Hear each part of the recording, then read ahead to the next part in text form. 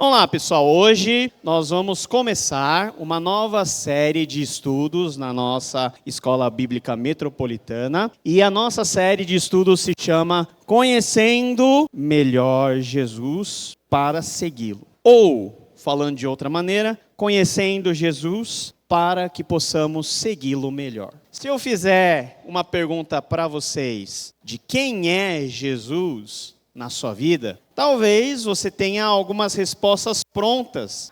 Jesus, ele me salvou. Jesus é o Filho de Deus. Jesus, ele é a segunda pessoa da Santíssima Trindade. Depois que você falar mais umas 5 coisas, o repertório acaba, porque aí você já não sabe mais para onde recorrer para falar de Jesus, e você vai começar a contar as histórias de Jesus. Não, Jesus fez isso, aquilo outro. Para você ver que pode ser que o nosso conhecimento sobre Jesus não seja um conhecimento ainda profundo e um conhecimento ainda razoável que nos dê subsídios para que a nossa fé possa ser cada vez mais fortalecida em relação àquele que é o alvo final e último de todas as coisas, que é a pessoa de Jesus Cristo. Então Jesus Cristo é a pessoa mais importante da história, mais importante para cada um de nós. Ele é o autor e consumador da nossa fé, é de onde partem e para onde convergem todas as coisas nos céus e na terra. E por isso, essa série, depois desse tempo pascal que nós tivemos, quando nós voltamos à vida normal da igreja, por isso que a nossa cor volta a ser o verde em forma litúrgica, porque nós entramos num período que chamamos de tempo comum, que é o tempo de crescimento, onde nós começamos a contar novamente a história de Jesus Cristo, até que possamos chegar no Natal, na celebração da Páscoa novamente, e o ciclo vai se repetindo todos os anos. E nessa série nós vamos estudar particularmente sobre alguns aspectos importantes da vida de Jesus, mas também nós vamos investigar com um pouquinho mais de profundidade, no sentido mais teológico, o que Jesus fez, qual que é a obra do Filho de Deus e como nós fomos atingidos. Então, nós temos uma série de 5 temas para essa série. Nós vamos começar hoje falando sobre Jesus, o nosso Salvador. A sequência vai ser Jesus, o nosso sacerdote. Depois vamos falar de Jesus, o nosso profeta. Jesus, o nosso rei. E Jesus, o nosso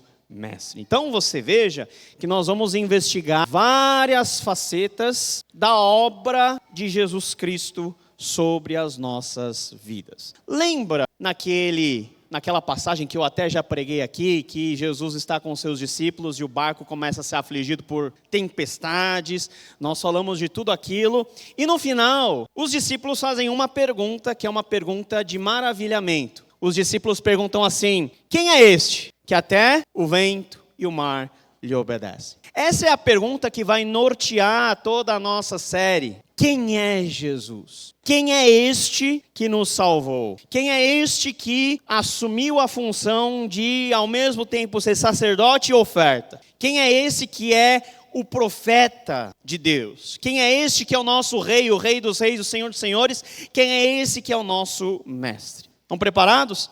Então vamos investigar a vida do homem mais importante que existiu não, que hoje ainda está vivo e que reina no nosso meio. Veja só, se a gente for investigar, e hoje nós vamos falar sobre o aspecto mais amplo de Jesus, Jesus como sendo o nosso Salvador, toda a nossa igreja, ela está baseada na firme convicção de que Jesus Cristo é o Filho de Deus e que Ele é aquele que foi enviado por Deus para nos salvar. Enviado por quem?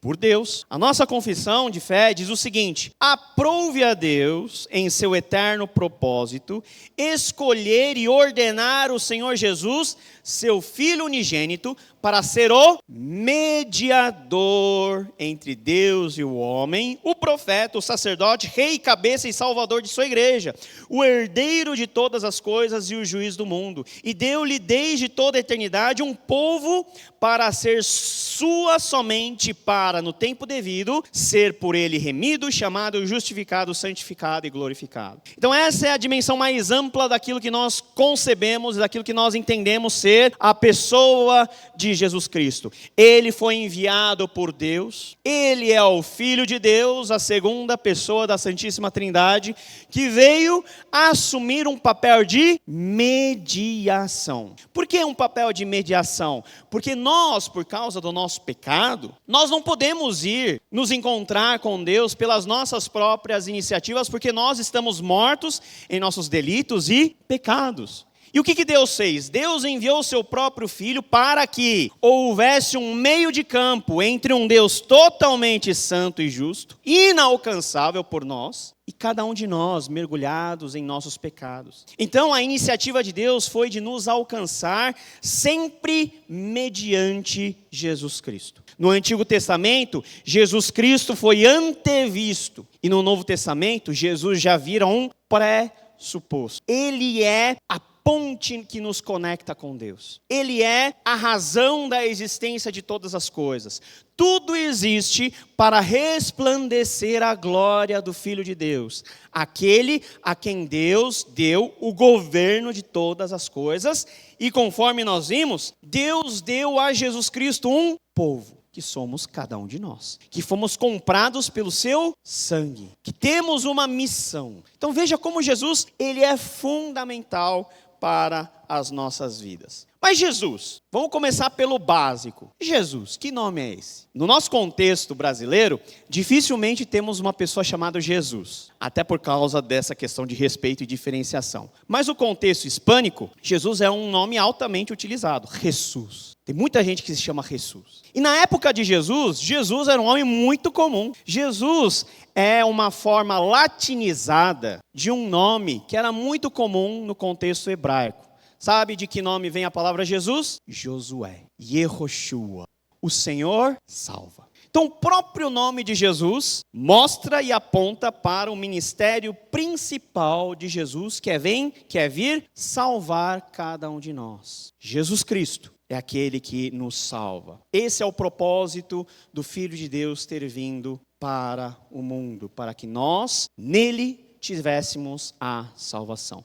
Nunca se esqueça desse aspecto mais geral do ministério de Jesus. Porque Deus amou o mundo de tal maneira que enviou o seu Filho unigênito para que todo aquele que nele crê não pereça, mas tenha a vida eterna. E a vida eterna justamente aponta para a nossa salvação. Olha só, Mateus 1:21. Vamos ler todo mundo junto? Ela dará à luz um filho e você deverá dar-lhe o nome de Jesus, porque ele salvará seu povo dos seus pecados.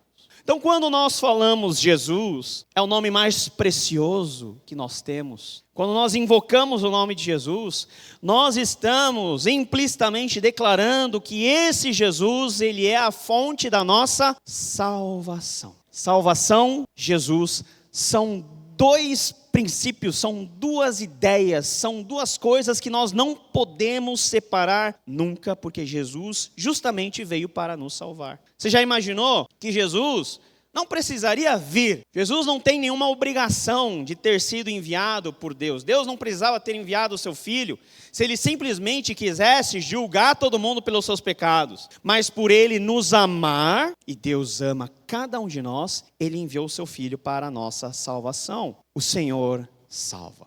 Isso é tão bom nós sabermos. Nós que somos pecadores, nós que somos falhos, cada um conhece muito bem o pecado que tem, não é verdade? Sabe, né? Deus sabe ainda mais, coisa que até você não sabe, né? Por exemplo, quando eu casei com a Ju, né? Lá vem eu falar da Ju de novo, né? Quando eu casei com ela, eu naturalmente percebi que eu era uma pessoa muito mais orgulhosa do que eu imaginava que era. E eu já tinha a leve impressão que era uma pessoa muito orgulhosa. Mas quando eu casei com a Ju, aí essa certeza virou algo muito maior do que eu estava imaginando.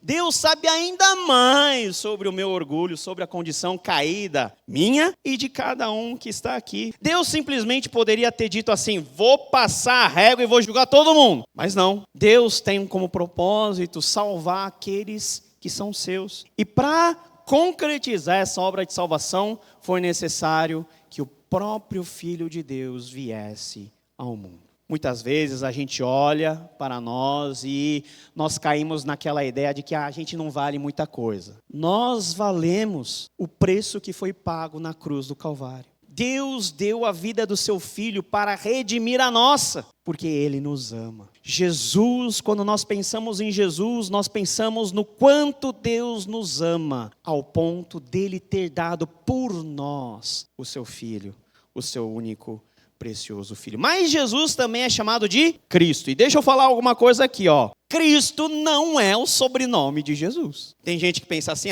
o nome Jesus, sobrenome Cristo. Então a família Cristo. Então era José Cristo, Maria Cristo, Tiago Cristo. Não, Cristo é o que teologicamente nós chamamos de nome honorífico. Não é nem título, porque o título de Jesus, de acordo com a declaração da igreja, é Senhor. Cristo é um nome alternativo, que é um nome honorífico de Jesus, que fala do seu papel como aquele escolhido para a obra da redenção. Então, o termo Cristo é equivalente no Novo Testamento a outra terminologia que nós conhecemos do Antigo Testamento, que é a terminologia Messias. Messias significa ungido. E no Antigo Testamento, a unção significava que para algumas funções, como para o sacerdócio, como para o profeta ou para o rei, ele tinha sobre a sua cabeça derramado o quê? Óleo. Isso é unção, para indicar que essa pessoa foi especialmente designada para aquele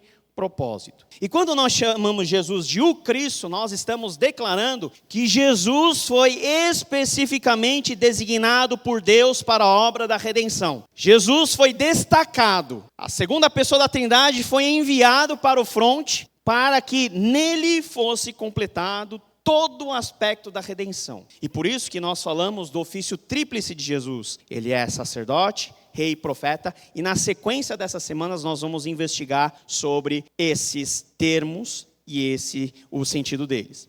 Então, Jesus ele foi ungido. Em que momento Jesus ele foi ungido? Jesus foi ungido pelo próprio Espírito Santo para desempenhar esse papel tríplice. E pelo prisma histórico, essa unção, esse apontamento visível, aconteceu quando ele foi batizado lá no Rio Jordão. É o start oficial do ministério de Jesus. Lembra o que acontece lá no Rio Jordão? Jesus vem ser batizado pelo seu primo, que é o João Batista. E o que acontece? O céu se abre, o Espírito Santo desce sobre Jesus numa forma de pomba. E ouve-se o quê? A voz de Deus falando, este é o meu filho amado em quem me comprazo. Então, é um apontamento visível e audível para todas as pessoas. Não quer dizer que Jesus foi escolhido naquele momento. Não, Jesus foi escolhido antes de todos os tempos na eternidade, mas de forma visível e clara para as pessoas, aquele foi o momento em que oficialmente Jesus começa o seu ministério público. Antes desse tempo, durante os 30 anos que Jesus viveu como? Como uma pessoa normal, como uma pessoa oculta no meio da história de tantas outras pessoas, como alguém que não pecou. Então já imaginou Maria? Eu vou perguntar para Maria quando eu chegar no céu, como foi a experiência de ter um filho perfeito. Maria olha para o filho e ela se sente constrangida, porque ela é pecadora e o filho não é. Então não tem nem motivo para brigar com Jesus Cristo. Sabe quando a gente está meio assim, estafado de algumas coisas, a gente quer descontar em alguém, nem Jesus dava, porque Jesus não dava motivo, Jesus era o filho perfeito. Jesus era assim, ele foi destacado, ele foi designado para a obra da nossa salvação. Tudo isso nos leva a entender que a obra que Deus fez em nós não foi feita a toque de caixa. Aquela história lá, Adão e Eva pecaram. Aí Deus, olhando por aquele negócio, ficou surpreso. Nossa, e agora? O que eu faço com esses dois? Como se Deus tivesse tomado um susto, uma surpresa. Deus nunca previu que Adão e Eva caíssem. Não, Deus sabia de todas as coisas. E antes que o ser humano existisse, Deus já preparou todas as coisas para que existisse a possibilidade do ser humano caído ser alcançado. Não é à toa que o apóstolo Pedro vai dizer que o sangue de Cristo foi conhecido antes de todas as coisas. Olha só que maravilhoso, a nossa salvação não faz parte de um plano emergencial. Nossa salvação faz parte do plano perfeito de Deus, que por meio de Jesus Cristo nos alcançou e nos salvou. Jesus é o Cristo. E quando nós falamos de Cristo, nós estamos falando desse papel papel de ungido, de Messias. Messias também no sentido dele ser o cumprimento de tudo que o Antigo Testamento falou sobre Deus vir resgatar o seu povo, Deus vir salvar o seu povo. Jesus é a forma final de toda a expectativa que veio antes dele. Por isso que nós chamamos Jesus Cristo. Então, quando na oração ou quando em qualquer momento você falar Jesus Cristo, essas duas palavras, elas têm um peso absurdo em termos teológicos. Tem um peso absurdo em termos da nossa própria espiritualidade. Tem um peso absurdo diante de Deus, na medida que é por meio desse nome que Deus ouve as nossas orações. Que é por causa desse nome que toda a salvação foi feita, e o diabo e os demônios tremem e temem diante desse nome, e eles têm que ser subjugados. Jesus Cristo. Esse negócio de unção é muito legal. Lá em Lucas capítulo 4, versículo 18 e 19, Jesus está na sinagoga de Cafarnaum, ele pega o rolo do profeta Isaías e começa a ler justamente na parte em que o profeta Isaías falou sobre ele lá 800 anos atrás. E Jesus diz: o Espírito do Senhor está sobre mim, porque ele me ungiu. Para quê? Para que Jesus foi ungido como Cristo? Para pregar boas novas aos pobres. Ele me enviou para proclamar liberdade aos presos e recuperação de vista aos cegos, para libertar os oprimidos e proclamar o ano da graça do Senhor. Ou seja, para desempenhar em nós toda a obra da salvação. Jesus foi especialmente designado para a nossa salvação. Mas Jesus também tem outros títulos. Quando você for ler os evangelhos, por exemplo, principalmente no evangelho de Lucas, Jesus fala de si mesmo como Filho do Homem. Por exemplo, porque o Filho do Homem não veio para ser servido, mas para servir. Por que Jesus usa essa expressão Filho do Homem para falar de si mesmo? Esse título, ao ser aplicado a Cristo, vem lá do contexto de Daniel capítulo 7, versículo 13. É um nome que Jesus geralmente aplica a si próprio e que outros raramente usam. Ainda que contenha uma indicação da natureza humana de Cristo, à luz da sua origem histórica, esse título, Filho do Homem, nos direciona ao seu caráter super-humano e o seu futuro regresso nas nuvens do céu com glória e esplendor. Então aqui a gente começa a adentrar num grande tema teológico, que foi o primeiro grande tema teológico da história da igreja. Imaginou a igreja? A igreja nasce lá em Atos, toma como herança tudo aquilo que é do Antigo Testamento, mas existe uma nova revelação. Jesus Cristo como pessoa e o Evangelho de Jesus Cristo e tudo aquilo que os apóstolos começam a ensinar a respeito de Jesus Cristo. E os primeiros crentes se veem naquela situação: opa, a gente sabe quem é Deus, conforme revelado no Antigo Testamento, mas a gente precisa pensar e refletir sobre quem é Jesus. Quem é Jesus? Eu preciso reler os evangelhos, eu preciso ver aquilo que Jesus falou, aquilo que Jesus é, para condensar uma ideia, uma conclusão que nos leve à resposta dessa pergunta: quem é Jesus Cristo? E um dos termos que os cristãos se debruçaram desde o começo foi a questão do Filho do Homem. Filho do Homem, não apenas no sentido de Deus, de Jesus ser uma pessoa física, mas por ele encarnar em si o papel que foi previsto lá no Antigo Testamento de ser aquele que virá para julgar os vivos e os mortos. Então, a partir daí, os cristãos começaram a pensar e a olhar para toda a Bíblia e chegar em conclusões que nos falam sobre a questão da natureza de Jesus. Quem é Jesus? Jesus é apenas humano? Jesus é apenas Deus? Ou Jesus é homem e Deus ao mesmo tempo? Olha só que coisa doida que às vezes faz o nosso cérebro entrar em parafuso. Porque são duas coisas que, logicamente, não conseguem ser combinadas. Como eu consigo combinar um ser finito e criado com um Deus que é criador e infinito? Mas deixa essa questão mais para depois. Jesus também é chamado de Filho de Deus. Cristo recebeu o título de Filho de Deus em diversos sentidos. Em quais sentidos? Foi chamado assim porque é a segunda pessoa da Trindade, portanto, Jesus Cristo é Deus. Essa é a conclusão que nós temos por meio das Sagradas Escrituras e por meio da confissão de fé de toda a igreja em todos os tempos. Jesus Cristo é Deus, junto com o Pai, junto com o Espírito Santo, e é adorado como Deus. Mas também, ele é Filho de Deus porque ele é o Messias eleito. E por que seu nascimento se deveu à obra sobrenatural do Espírito Santo. Vamos recordar comigo como Jesus nasceu. Quem é velho de igreja sabe.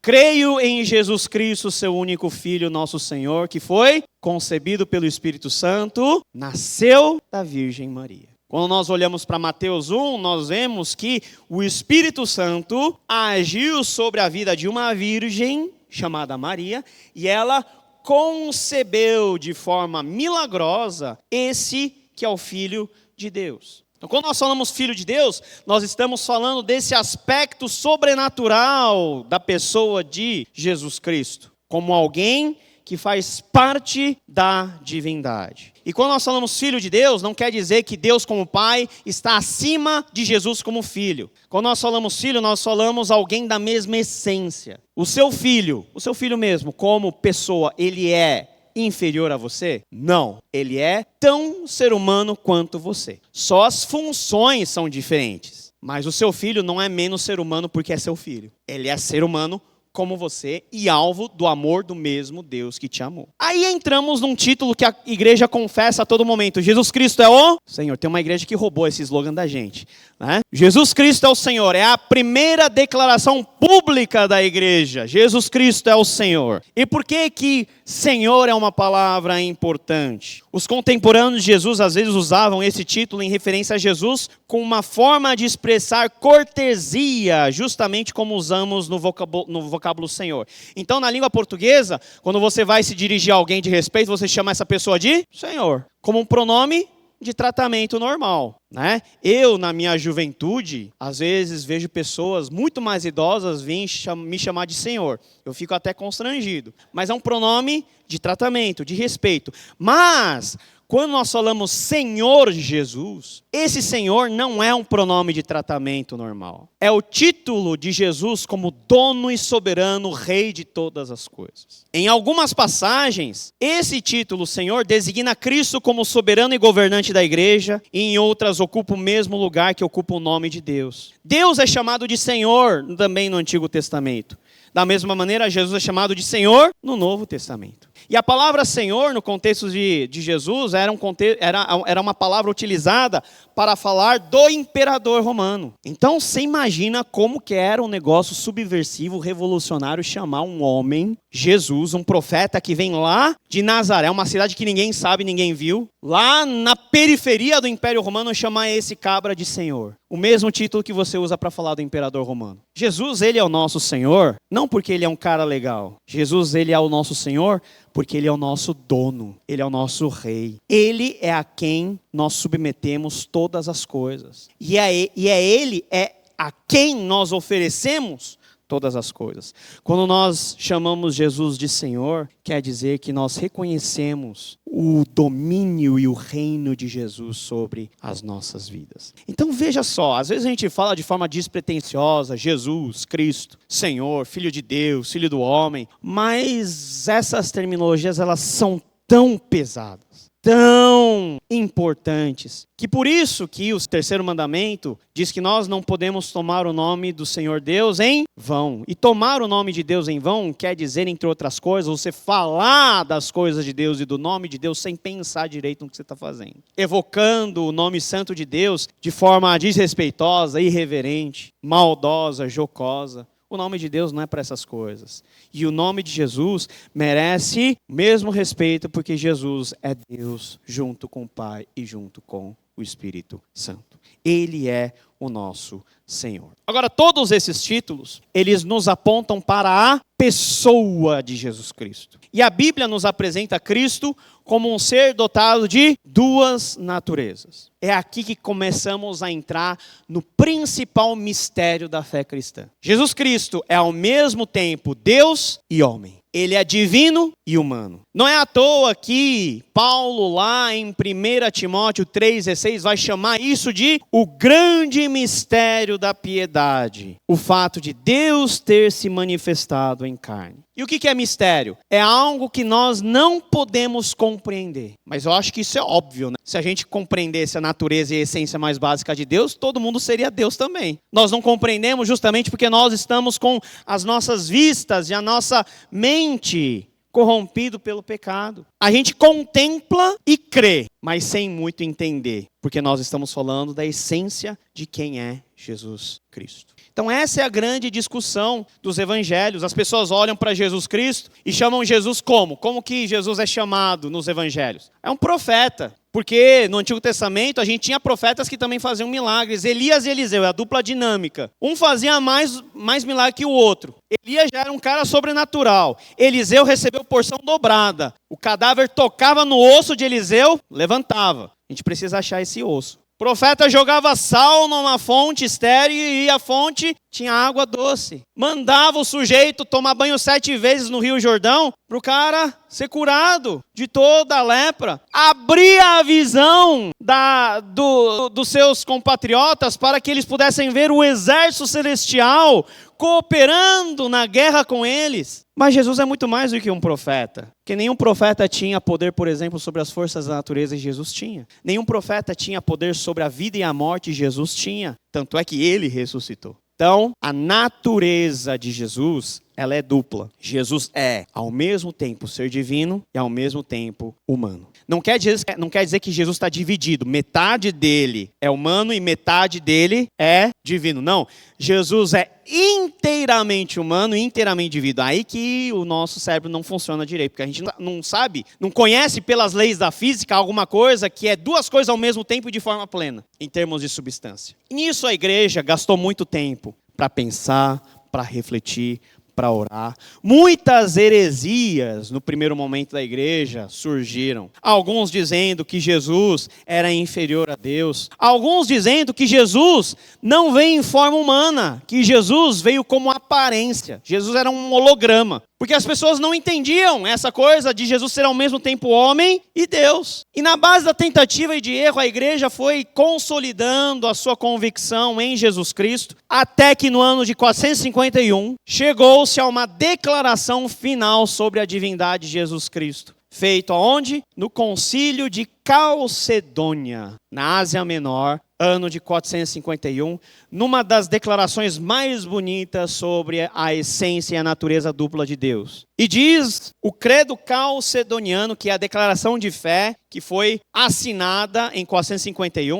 451. A nossa igreja presbiteriana reconhece esse credo como um credo verdadeiro. Fiéis aos santos pais, todos nós, perfeitamente unânimes, ensinamos que se deve confessar um só e mesmo Filho, nosso Senhor Jesus Cristo, perfeito quanto à divindade, perfeito quanto à humanidade, verdadeiramente Deus, verdadeiramente homem, constando de alma racional e de corpo. Daí que vem a expressão consagrada na teologia, vere Deus, vere homo. Verdadeiramente Deus, verdadeiramente homem. Jesus é assim. Dá para você explicar além de declarar? Não dá. Isso nós simplesmente cremos, porque é assim que as Escrituras nos ensinam, por mais que a gente não saiba como explicar como que essa dinâmica acontece. É um princípio de fé. E aqui, com todas as letras e com todas as palavras, isso é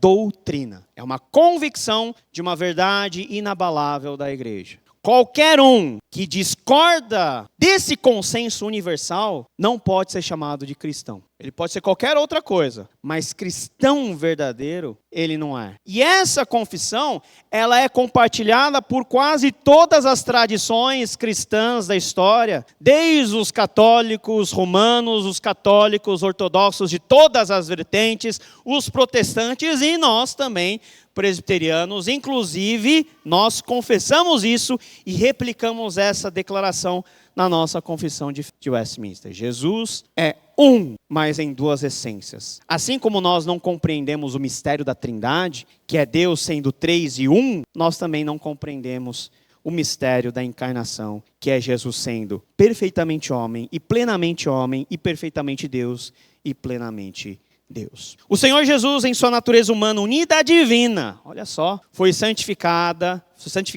e sem medida ungido com o Espírito Santo, tendo em si todos os tesouros de sabedoria e ciência, e aprove a Deus que nele habitasse toda a plenitude, a fim de que, sendo santo e inocente, incontaminado e cheio de graça e verdade, estivesse perfeitamente preparado para exercer o ofício de mediador e fiador. Para Jesus poder ser o nosso mediador, aquele que intermedia a salvação que vem de Deus, ele tinha que ser perfeitamente homem, perfeitamente Deus. Porque como perfeitamente homem, ele tinha que se identificar conosco, como seres humanos. Mas como perfeitamente Deus, ele tem um lastro na divindade. Este ofício ele não tomou para si, mas para ele foi chamado pelo Pai, que lhe pôs nas mãos todo o poder e todo o juízo e lhe ordenou que os exercesse. Então aqui nós falamos das duas naturezas. É um assunto complexo? É, mas para nós, para toda a igreja, o aspecto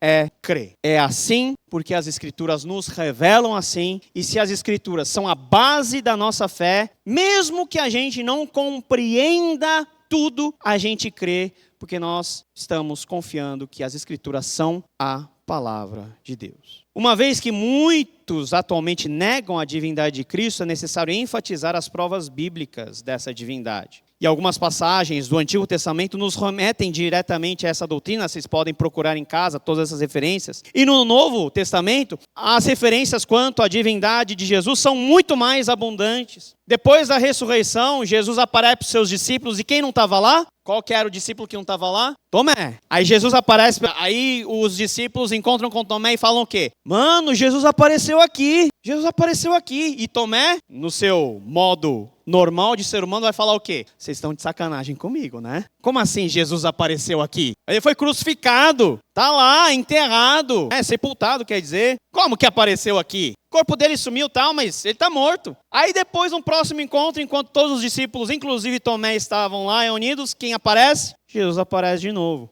E Jesus vai falar direto com Tomé. Imagina como ficou o coração de Tomé? Jesus está vindo para mim agora. Sabe quando o pastor chama você para uma conversa? Você não tem a impressão que o pastor sabe de tudo que você fez? Sabe mesmo. Chama você. Nós vamos conversar? Jesus mostra o corpo dele. Tomé, coloca o seu dedinho aqui, ó. Tomé, coloca o seu dedinho aqui no lado, não duvide. E Tomé nem sequer colocou o dedinho lá, onde ele queria colocar o dedo para provar se realmente Jesus tinha ressuscitado. Ele se joga aos pés de Jesus dizendo o quê? Meu Deus e meu Senhor. Nenhum dos que aceitam a existência de Cristo nega a sua humanidade. Aliás, o único detalhe da divindade que muitos lhe outorgam é possuir ele uma humanidade perfeita. Por que Jesus foi perfeitamente humano? Porque ele veio dessa maneira, ele se encarnou dessa maneira. Seja como for, há provas sobejas, ou seja, abundantes da humanidade de Cristo. A gente pode ver isso nos evangelhos. Jesus tem sede, Jesus passa fome, Jesus anda. Você não vê em nenhum lugar Jesus voando, não. Ia ser legal, mas Jesus não faz isso. Por quê? Porque ele é humano como nós. Ele toca nas pessoas, fala com as pessoas. Ele fala de si como homem. Outras pessoas o reconhecem como ser humano também. Todo mundo olhava para Jesus e via nele um ser humano, porque Jesus foi um ser humano. Cristo tinha os elementos essenciais de uma natureza humana,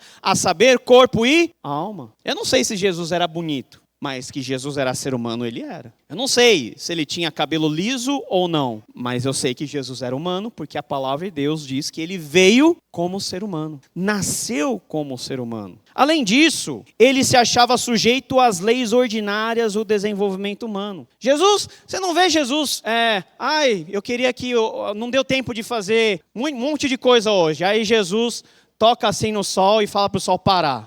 Você para aí que eu preciso terminar isso daqui. Não, Jesus, ele se adequa a todas as contingências que fazem parte da nossa vida. As necessidades e aos sofrimentos humanos. Jesus sofreu. Diante da morte do seu amigo Lázaro, Jesus faz o quê? Chora. Jesus sofreu quando ele padeceu por nós na cruz. Sofreu de forma incalculável e inimaginável. A dor. Não obstante, a despeito de ser um homem real, Cristo não tinha pecado. Isso a gente precisa repetir. Vamos lá? Cristo não tinha pecado. Mais uma vez. Cristo não tinha pecado. Por quê? Porque ao mesmo tempo que ele era humano, ele era Deus. Ele não tinha nele a semente do pecado como filho de Adão. Por isso que Paulo vai chamar Jesus de segundo Adão. era necessário que Cristo fosse ao mesmo tempo Deus e homem. Somente como homem podia ser o nosso substituto. O que é o sacrifício? Você sacrifica um animal, transferindo nesse animal todo o seu pecado. E o animal morria por você, porque Deus exige o preço da morte para todo pecado. Mas o animal, a ovelha lá, ela pode ser bonitinha, mas ovelha nem bonitinha é, porque quem conhece a ovelha de verdade é um animal sujo,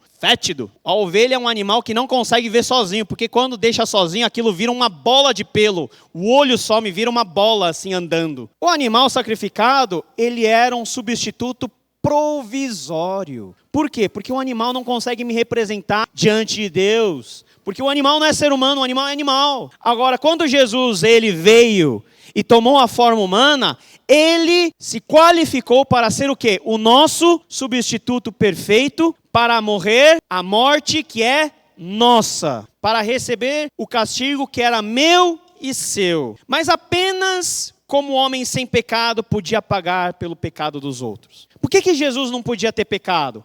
Porque ele veio morrer pelo seu pecado. Jesus não veio morrer pelo pecado dele, porque Jesus não tinha pecado. Então, literalmente, Jesus não precisava morrer. Jesus não era uma pessoa sujeita à morte, porque ele não tinha pecado. Mas por que ele morreu? Ele tomou sobre si as nossas enfermidades, vai dizer Isaías lá em Isaías 53. Ele morreu para carregar o meu e o seu pecado, para obter diante de Deus o perdão e a absolvição. Ele morreu por mim para que eu tivesse a salvação. Ele sofreu perfeitamente para que eu não sofresse perfeitamente. Ele morreu para que eu pudesse nele ter vida. Era somente como Deus que ele podia dar o seu sacrifício, um valor infinito, e levar sobre si a ira de Deus para assim livrar outros dela. Sacrifício perfeito de valor infinito. Olha, isso dá até música, hein? Valor infinito, porque nós estamos falando de Deus encarnado. Sacrifício perfeito, porque nós estamos falando de um homem perfeito que morreu por nós. E essas duas naturezas de Cristo, elas estão unidas em uma só pessoa. Cristo tinha natureza humana, porém não era uma pessoa meramente humana. A pessoa do mediador é o Filho de Deus imutável. Na encarnação, Cristo não se transformou numa pessoa humana, nem tampouco